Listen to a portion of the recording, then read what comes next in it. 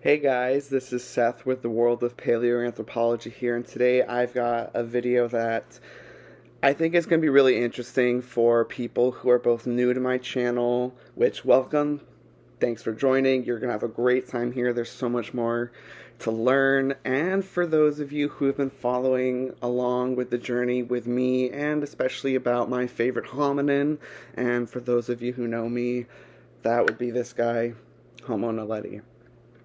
So yes, this video is going to be about Homo naledi, and I know there's a lot of videos about Homo naledi out there, and I just want to share for the first time, and I know a lot of you think I've done it before, but this is actually the first time I want to share my opinions and my views on what's going on in Rising Star.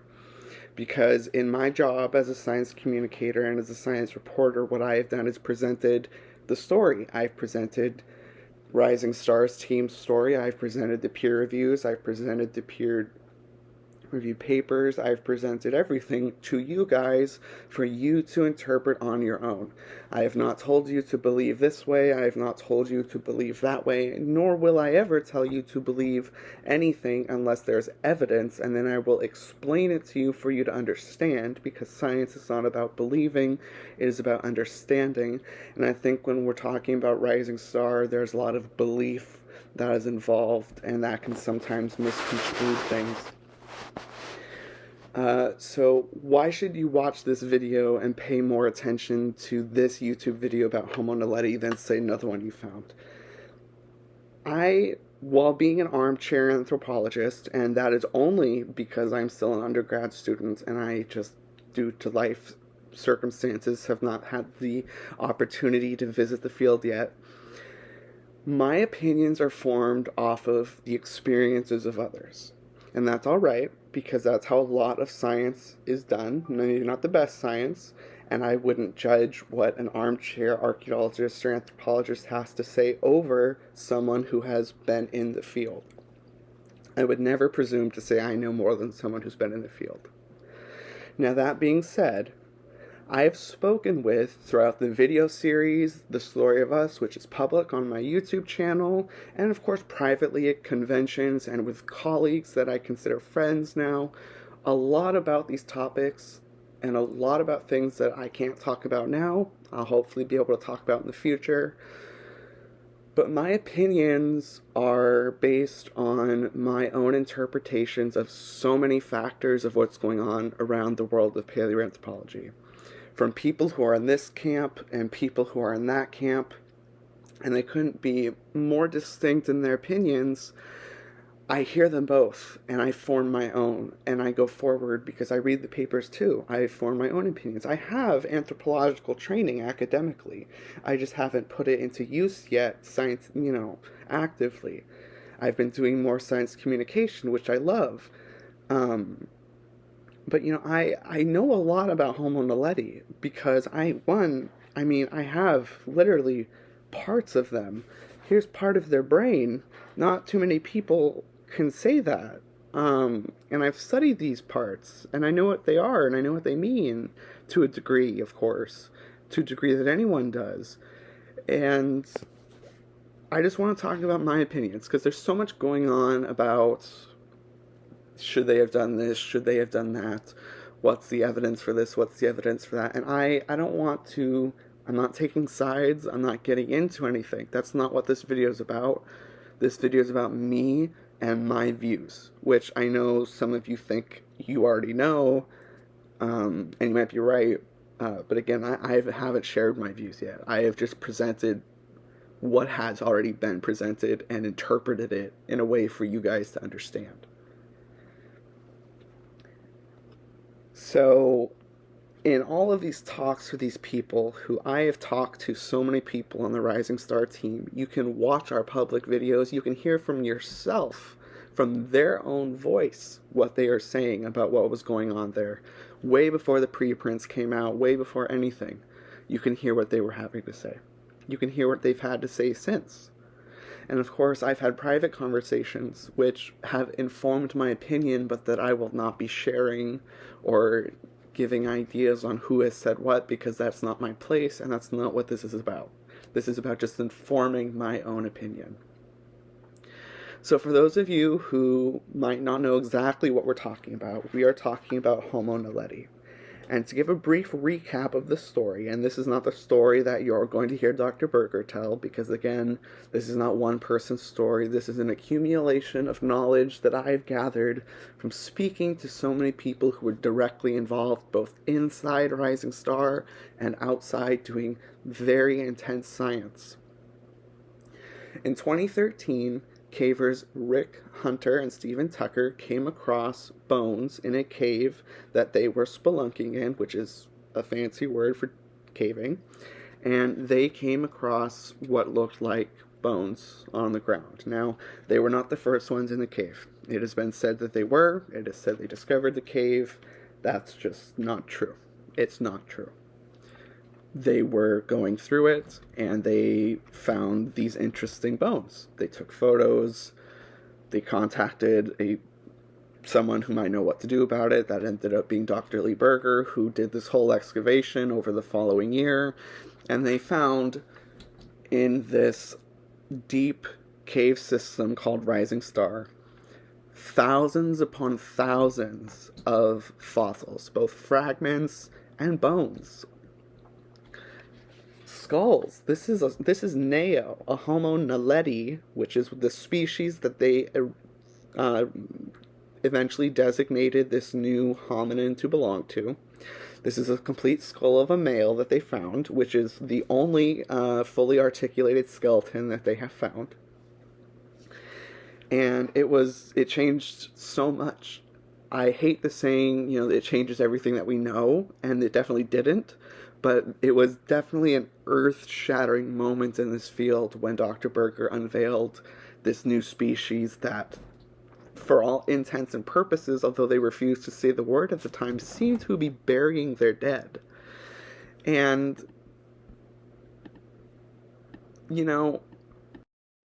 we're going to get into the preprints and talk about that a little bit, where they're actually positing that they have a burial. And we'll get there. But for a long time, the team refused to say the word burial. And that was by Lee's orders, because the term burial has so much meaning to it. It's not just a mortuary practice. Other species have had mortuary practices. Even elephants have mortuary practices. They mourn their dead. Burial is something humanly, culturally specific. And it was something they were not ready to assign to Homo naledi. That has since changed, and again, we'll get into that. But so they find this new species, and the hubbub is amazing. And there's so much to learn. How did they get there? What were they doing there?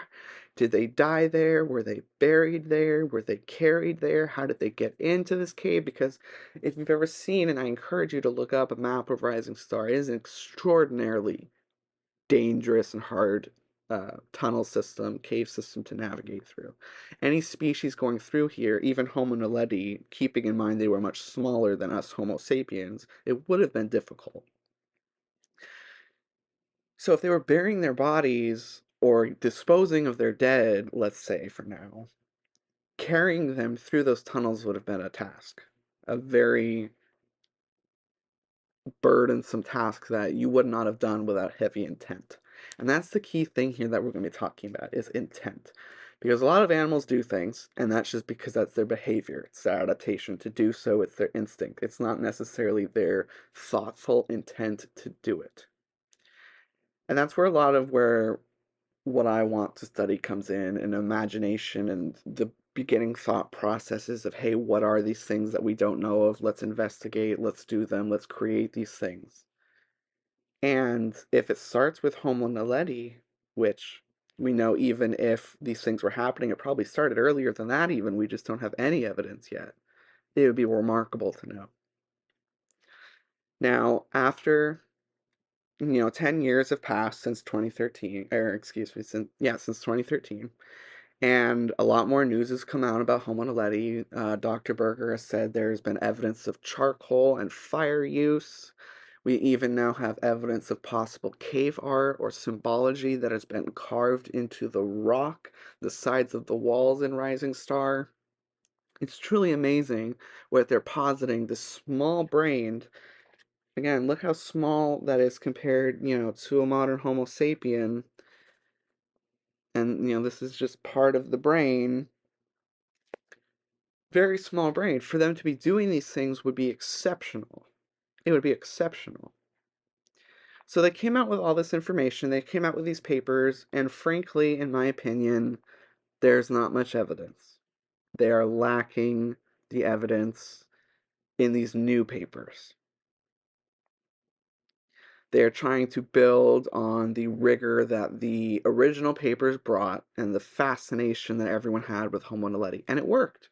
It has brought in so many more people into the field of paleoanthropology and the interest in Homo naledi and so much more. And for that, I commend Dr. Berger. However, I just don't like the way that things have gone recently. The launch of hominin fossils into space by rich white South African men is asinine, ridiculous, no point. Sorry, no point.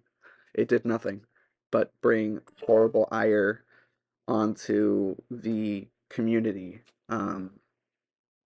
So there's things that we have to do and we have to move past.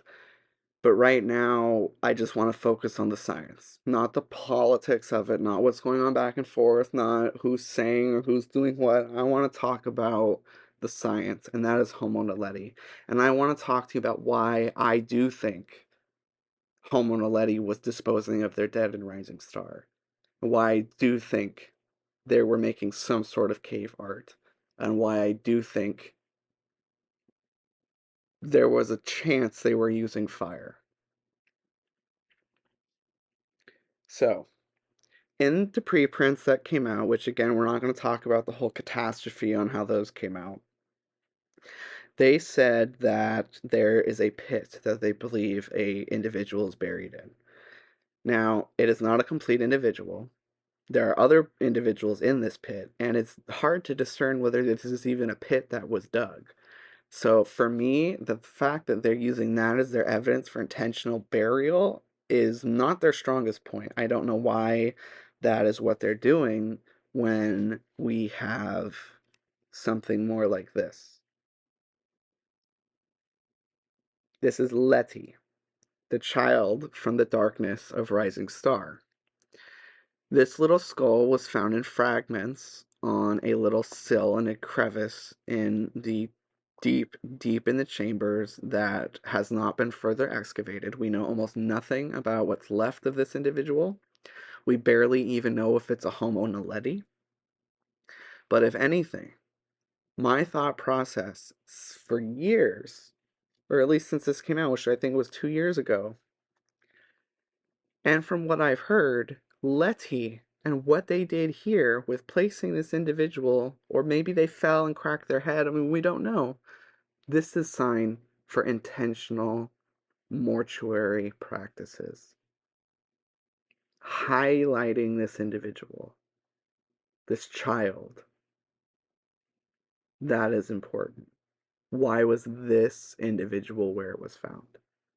The others could have died there. The others could have been left there. They could have died in the cave. They could have been hiding in the cave and died. This individual seems to either have fallen in, which none of the others seem to have, or it was placed. So what does that mean? Of course, we don't know. But that there gives me hope that we will find further evidence and information to prove that Homo naledi was indeed practicing advanced mortuary rituals. Whether they practice what anthropologists consider burial, which has a very strict definition, I'm not so sure. But I also want everyone to take a moment and keep in mind we are looking at this from a very anthropomorphic view. Clearly, we're looking at it from a Homo sapiens point of view. Just because, and we're even looking at it from a Western cultural point of view. Just because we in this society bury our individuals completely in one location does not mean every culture does. They might put certain parts in other places. They might keep them in their houses even. There's cultures in Malaysia where they keep the dead in their houses for years before they intern them, and then they bring them out every year. It's the afterlife is astonishing, and I think this is really where we need to consider the biocultural anthropology of it to really try to understand, because we're not talking about modern humans. So why are we using modern human behaviors to identify what they're doing? Maybe just putting them in underground in general was burying them to Homo naledi, in which case they would consider those burials to themselves. Should we not consider that? I think we're being too strict when we say we need to say they buried their dead or not. I don't think that matters as much as the fact that they have an intent of disposing of their dead, which we know Neanderthals did and probably other species as well. But the fact that this is the only place they've been found seems to signify that this is some sort of special location. And again, deep, so deep inside this system that this was found, shows that this had some sort of significance to what was going on. And as far as the cave art, you know, as you heard in the last episode with Dr. George Nash, is Iron Age art in there. There is flat out cave art in there that's from the Iron Age. So discerning when certain art was made is extremely important. There is art that they are going to be dating, him and his team that have been in Rising Star. They are doing scientific work on this art. They're not just making assumptions or looking at it and comparing it to pictures. They're doing microscopic analysis of what these markings are, how they were made, and of course, we'll never know why exactly, but maybe we can gain some insight into what's going on. And they're working on that, and you can watch my video with him to hear more, and we're going to be talking with him a lot about his experience in Rising Star, and like he said, they're going to be returning in January, hopefully, so we'll hear a lot more about the possible cave art in Rising Star. But just look at this hand. This is Homo naledi's hand, and if nothing else, this is a hand that could hold tools, create art, carve paintings. Why not? It is so human-like, besides its slightly more curvature added to the fingers, which, for those of you who are on the more biological side, would have shown that they had some arboreal tendencies, which of course meant they were in trees. So after talking with so many people, people who don't think Naledi did anything but get washed into the cave by water, to people who think they buried their dead and had almost a religious aspect to what they were doing, people from Dr. Lee Berger to Dr. Michael Petraglia, who are on completely opposite sides of this Homo Naledi debate. I have talked to them all. I have heard everyone in between. Not everyone, of course, but so many people in between over the years before this was even so hotly contended. And my opinion is, first of all, we need to do more work. I don't think anyone denies that. More work needs to be done. But the work is being done. And I think we're about to see a lot more come out of Rising Star than we've seen so far. A lot more to give some oomph to what Dr. Berger has been saying. And I have a lot of hope that Homo Naledi is going to live up to many of the expectations that have been set. I just think those expectations were released too early before the evidence was prepared.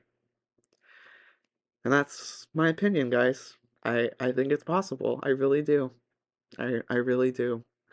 I think we way overestimate brain size and its capacity for intelligence and cultural variability, and we'll just have to see what the science tells us. But that's the thing. You have to follow the science, not the belief and not what you want, but the science. Alright guys, if you have any questions, please leave them down in the comments below. If you like this video, please like and subscribe. It really helps me out. And every time you subscribe, it helps spread the word and helps more people learn about paleoanthropology, which I think creates a better society for everyone. So please hit that subscribe button, and I will see you in the next video. Bye!